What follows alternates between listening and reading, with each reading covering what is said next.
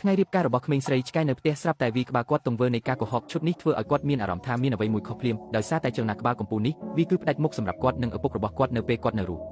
សកម្មភាពជិតស្និទ្ធនៅពេលនេះក្មេងស្រីបានដឹងចាប់ពីថ្ងៃដែលឆ្កែចូលក្នុងពិភពលោករបស់គាត់វាដូចជាឪពុករបស់គាត់តែងតែនៅក្បែរគាត់ខ្ញុំចូលចិត្តដេកនៅមុខទូរបស់ឪពុកខ្ញុំជារៀងរាល់ថ្ងៃខ្យល់ព្យុះភ្លៀងបានជន់លេចខាងនំប៉ាវរបស់ឪពុកខ្ញុំគាត់និងម្ដាយរបស់គាត់រវល់ជាមួយការសង្គ្រោះបន្ទាន់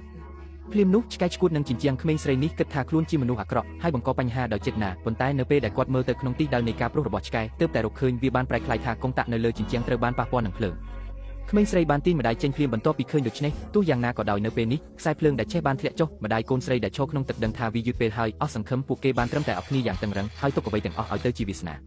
ប៉ុន្តែនៅទីបំផុតគ្រោះថ្នាក់មិនបានកើតឡើងទេនៅពេលដែលពួកគេពោពេញទៅដោយការសង្ស័យសម្លេងចាននិងចង្កឹះធ្លាក់ដល់ដីបានធ្វើឲ្យបរិយាកាសតានតឹងវាប្រែជាឆ្កែនៅពេលដ៏សំខាន់កុងតាក់មេត្រូវបានទាញអ្វីដែលធ្វើឲ្យក្មេងស្រីភ្ញាក់ផ្អើលគឺមានតែឪពុករបស់ខ្ញុំទេដែលដឹងពីទីតាំងនៃកុងតាក់មេនេះគិតបែបនេះក៏ស្រក់ទឹកភ្នែកភ្លាមចិត្តខ្ញុំមិនអាចនឹកឃើញដល់ថ្ងៃដែលឪពុកខ្ញុំទទួលមរណភាពប្រែក្លាយដើម្បីបំពេញក្តីសុបិននៃការជិះស្គីឪពុករបស់គាត់នាំគាត់ទៅអល់ថេដើម្បីជិះស្គីអ្នកដែលតែងតែប្រាថ្នាចង់ធ្វើដំណើរក្នុងព្រៃនៅពេលនេះខ្ញុំលែងខ្លួនឯងទាំងស្រុងដាក់លើកាសរបស់អ្នករីករាយជាមួយតន្ត្រីនិងជិះស្គីគាត់មិនបានកត់សម្គាល់ថាគ្រោះថ្នាក់នឹងមកដល់ទេប៉ុន្តែនៅពេលដែលឪពុករបស់គាត់បានថតរូបគាត់ស្រាប់តែឃើញមានច្រាំងធ្ងន់មួយនៅពីមុខកូនស្រីខ្ញុំឪពុកដែលព្រួយចិត្តបានងាកមករកកូនស្រីរបស់ខ្លួនយ៉ាងអស់សង្ឃឹម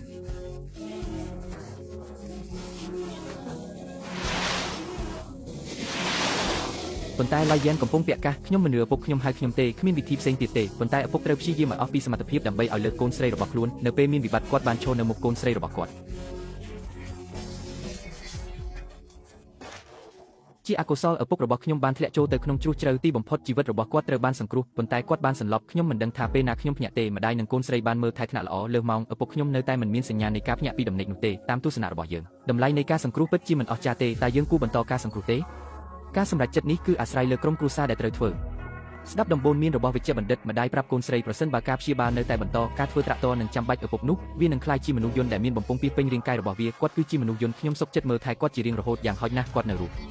ខ្ញុំនឹងរកមន្ទីរពេទ្យខ្ញុំបានចុះហត្ថលេខាខ្ញុំជាប្រពន្ធស្រុកច្បាប់របស់គាត់អ្នកមិនទាន់មានអាយុ18ឆ្នាំទេគាត់មិនអាចទទួលយកការពិតថាគាត់ហៀបនឹងបាត់បង់ឪពុករបស់គាត់ហើយដួលចុះជាមួយការជិះចាប់គាត់ធ្លាប់គិតថាគាត់បានសម្លាប់ឪពុករបស់គាត់ចាប់ពីពេលនោះមកខ្ញុំធ្លាក់ក្នុងការបន្ទោសខ្លួនឯងយ៉ាងខ្លាំងក្រោយពីត្រឡប់មកផ្ទះវិញពួកគេបានចាត់ចែងនីតិវិធីលុបចោលកន្នីសម្រាប់ឪពុករបស់ខ្លួនខណៈដែលកន្ត្រៃនៅក្នុងដៃរបស់បុគ្គលិកបានធ្លាក់ចុះវាក៏មានន័យផងដែរថាឪពុករបស់ខ្ញុំត្រូវបានលុបទាំងស្រុងហើយបន្ទាប់ទៀតវានឹងផ្លាស់ប្ដូរជីវិតរបស់ក្មេងស្រីទាំងស្រុងនៅតាមផ្លូវទៅផ្ទះឆ្កែមួយក្បាលបានស្ទះផ្លូវរបស់គាត់នេះជាការជួបគ្នាលើកដំបូងរបស់ឡាយយ៉ែនជាមួយឆ្កែប៉ុន្តែវាហាក់ដូចជាការជួបជុំដែលបានបាត់បង់យូរមកហើយគ្រាន់តែឡាយយ៉ែនយល់ច្រឡំភ្លាមម្ចាស់ហាងលក់សត្វចិញ្ចឹមបានបង្ហាញខ្លួនហើយគ្រួសារយោបានធ្វើការបរិច្ចាគរត់ចេញរាល់ថ្ងៃប៉ុន្តែឆ្កែបានងាកមើលឡាយយ៉ែនដែលកំពុងតស៊ូយ៉ាងអស់សង្ឃឹមវាហាក់ដូចជាកំណត់ថាឡាយយ៉ែនគឺជាម្ចាស់តែមួយគត់របស់វាយកមួយឆ្កែលួចចេញម្ដងទៀតពេលចៅហ្វាយមិននៅអ្វីដែលឡាយយ៉ែនមិនអាចនឹកស្មានបានគឺឆ្កែដើរតាមក្លិនដែលទុកដោយឡាយយ៉ែនហើយរត់ត្រង់ទៅផ្ទះរបស់គាត់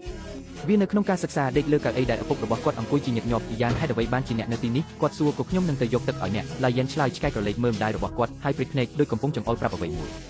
ប៉ុន្តែម្ដាយរបស់ខ្ញុំបានបោះវានៅខាងក្រៅទ្វារតែឆ្កែនៅណាប្រញាប់ឡើងហើយធ្វើកិច្ចការផ្ទះរបស់អ្នកមិនអនុញ្ញាតឲ្យមានឆ្កែនៅផ្ទះរបស់យើងទេវាយឺតពេលហើយអ្នកនៅតែគិតអំពីការលេងជាមួយឆ្កែអ្នកណាខ្លះគិតថាថ្ងៃក្រោយលីយ៉ានទៅសាលាឆ្កែបានបង្ហាញខ្លួននៅចំពោះមុខគាត់ម្ដងទៀតហើយមិនក៏ស្រាប់តែឃើញនៅទីនេះពួកអ្នកកំពុងស្វែងរកខ្ញុំឡាយយ៉ែនសួរវាមិនមែនថាខ្ញុំមិនចង់គ្រប់គ្រងអ្នកទេវាជាម្ដាយរបស់ខ្ញុំដែលមិនអនុញ្ញាតឲ្យអ្នកត្រឡប់ទៅវិញដោយស្ដាប់បង្គាប់ពួកខ្ញុំនឹងទៅសាលារៀនគាត់បញ្ចប់ឆ្កែបានសម្លឹងមើលការចាក់ចេញរបស់ឡាយយ៉ែនម្ដងទៀតហើយហាក់ដូចជាសោកសៅខ្លាំងណាស់ប៉ុន្តែដើម្បីនៅជាមួយឡាយយ៉ែនវាប្រញាប់ចូលទៅក្នុងសាលាដោយមិនគិតពីអ្វីទាំងអស់ប្រឈមមុខនឹងការដេញតាមមិនឈប់ឈររបស់សន្តិសុខវាបានភៀសខ្លួនដោយអស់សង្ឃឹមតតែឃើញឡាយយ៉ែនបោះខ្លួនឯងទៅក្នុងដៃរបស់វា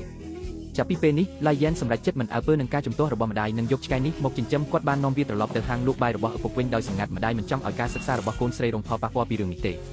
ការប្រឆាំងដ៏ខ្លាំងក្លាបានចាប់ផ្ដើមពីឡាយយ៉ែនឆ្កែនេះមិនអាចចូលផ្ទះបានទេអ្នកហ៊ាបនឹងប្រឡងចូលមហាវិទ្យាល័យហើយតើអ្នកណាមានពេលចិញ្ចឹមឆ្កែគាត់បាននិយាយឥឡូវនេះស្ថានភាពនៅផ្ទះខ្ញុំក៏មិនមានបទពិសោធន៍នេះដែរកុំបារម្ភអំពីវាខ្ញុំនឹងលើកវាដោយខ្លួនឯងតើអ្នកបាននិយាយអ្វីនិយាយម្ដងទៀតឡាយយ៉ែនបានឆ្លើយខ្ញុំបាននិយាយថាវាមិនមែនជាអាជីវកម្មរបស់អ្នកទេខ្ញុំលើកវាដោយខ្លួនឯងនៅពេលដែលម្ដាយចង់បង្រៀនឡាយយ៉ែនមេរៀនមួយភ្លាមឆ្កែចាប់ផ្ដើមវាប្រហារម្ដាយភ័យខ្លាចហើយដើរថយក្រោយប៉ុន្តែនៅពេលនេះគ្រោះថ្នាក់មួយបានកើតឡើងពេលនោះម្ដាយដឹងថាវាជាឆ្កែដែលគាត់ស្អប់ដែលបានជួយរក្សាជីវិតឡាយយ៉ែនបន្ទាប់ពីថ្ងៃនោះម្ដាយរបស់ខ្ញុំក៏យល់ព្រមឲ្យឆ្កែអាចទុកនៅក្នុងហាងបានប៉ុន្តែខ្ញុំនៅតែមិនទាញយកប្រយោជន៍ពីការអវត្តមានរបស់ម្ដាយហើយខ្ញុំក៏លួចវាទៅផ្ទះផងមិនដឹងហេតុអ្វីទេប៉ុន្តែរាល់ពេលដែលខ្ញុំទៅផ្ទះវាតែងតែចូលចិត្តអង្គុយលើកៅអីរបស់ឪពុកខ្ញុំរងចាំយូរអូហើយវាក៏ចូលចិត្តមើលបាល់ទាត់ផងដែរពេលផឹកកូកាកូឡាអ្នកក៏ត្រូវយកវាផងប៉ុន្តែសត្វឆ្កែមិនអាចផឹកខុបបានទេខ្ញុំបានប្រាប់អ្នកថានេះមិនមែនជារបស់អ្នកទ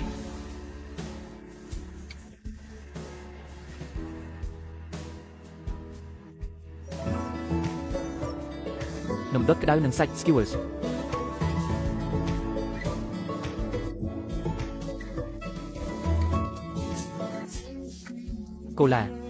កូឡាប៉ាទីបំផុតយើងមានឆ្កែមួយក្បាលឈ្មោះរបស់គាត់គឺកូកា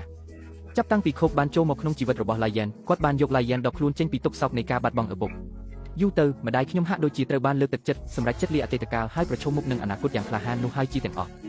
ហាងលក់នំបញ្ចុកដែលឪពុកខ្ញុំទុកចោលបានបើកឡើងវិញប៉ុន្តែអាជីវកម្មល្អជាងពេលឪពុកខ្ញុំនៅរស់កាន់តែស្ងប់ស្ងាត់មូលហេតុគឺមានតែឪពុកខ្ញុំទេដែលដឹងរូបមន្តសម្ភារៈមូលដ្ឋានដើម្បីនាំយករសជាតិត្រឡប់ទៅអតីតកាលពួកគេមកផ្សារដើម្បីទិញគ្រឿងផ្សំព្រោះខ្ញុំមិនស្គាល់ឪពុកខ្ញុំកន្លែងដែលត្រូវទិញគ្រឿងផ្សំនៅពេលអ្នកនៅរស់នឹងហៀភ្លាមនោះកូកាបានយកពួកគេរត់ក្នុងទីដៅមួយរហូតដល់គេនាំទៅកន្លែងឆ្ងាយឈប់នៅមុខហាងលក់គ្រឿងផ្សំស្ងាត់មួយអូអ្នកគឺជាប្អូនស្រីពើរបស់គ្រូសាលីមែនទេហាហាហាល្អណាស់ពូឪពុកខ្ញុំធ្លាប់លក់គុយទាវនៅទីនេះបាទគាត់ត្រូវមកយ៉ាងហោចណាស់2 ដងក្នុងមួយខែកូកាអ្នកពិតជាអស្ចារ្យមែនខ្ញុំបានរកឃើញហាងមួយដែលមានលក់គុយទាវទេអូកូការកឃើញហើយមកចុះខ្ញុំគិតថាខ្ញុំបានរកឃើញគ្រឿងផ្សំដែលអ្នកអាចបង្កើតរសជាតិនៃរូបមន្តសម្ងាត់ប៉ុន្តែមិនថាពួកគេកែប្រែរបៀបណានោះទេរសជាតិគឺតែងតែមានតិចតួចនៅពេលនេះកូកាក៏បានចាប់ផ្ដើមមានការព្រួយបារម្ភគាត់ឈរក្បែរប្រអប់កូកាហើយបន្តស្រែកហាក់ដូចជាកំពុងរំលឹកខ្ញុំអំពីអ្វីមួយដោយចេតនាប៉ុន្តែវាមិនទាក់ទាញចំណាប់អារម្មណ៍អ្នកណាម្នាក់ឡើយ